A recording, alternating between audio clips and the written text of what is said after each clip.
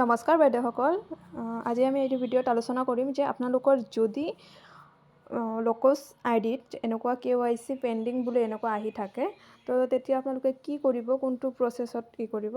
তো ইয়াতে আপোনালোকৰ তিনিটা লাইন আছে, ওপৰত দেখা পাইছে লেফ্ট ছাইডত ইয়াতে যাই কি কৰিব, ইয়াতে KYC লিখা আছে, KYC পেণ্ডিং।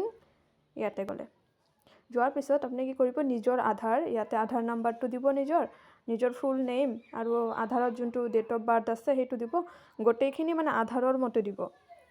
আপোনালোকৰ আধাৰত যোনটো নাম আছে সেইটোৱে দিব, ভুল শুদ্ধ সেনেকৈ দিব। তাৰপিছত মেল ফিমেল কৰিব, চিলেক্ট কৰিব, নিজৰ মোবাইল নাম্বাৰ দি ভেৰিফাই কৰিব। এইটোৱে হ'ল আমাৰ আধাৰৰ কিবা কয় লোকছৰ KYC পেণ্ডিং হৈ আছে যে এইটো প্ৰচেছত কৰে আপোনালোকৰ এইটো ঠিক হৈ যাব।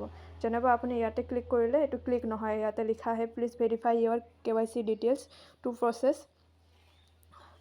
তো ইয়াতে আপোনালোকে ইয়াতে যাই এইটো KYC কৰি ল'লে হ'ল নিজৰ আধাৰ কাৰ্ড দি।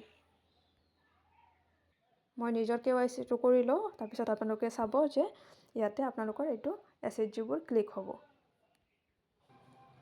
যেতিয়া আপোনালোকে নিজৰ আধাৰ ডিটেইলছ দিব এনেকুৱা, congratulation your KYC is complete successfully. এতিয়া আপোনালোকে বেক টু হোম যাব। যোৱাৰ পিছত ইয়াতে ক্লিক কৰিব, এতিয়া আপোনালোকৰ SHGবোৰ আহি যাব। নিশ্চয় বুজি পাইছে, ধন্যবাদ।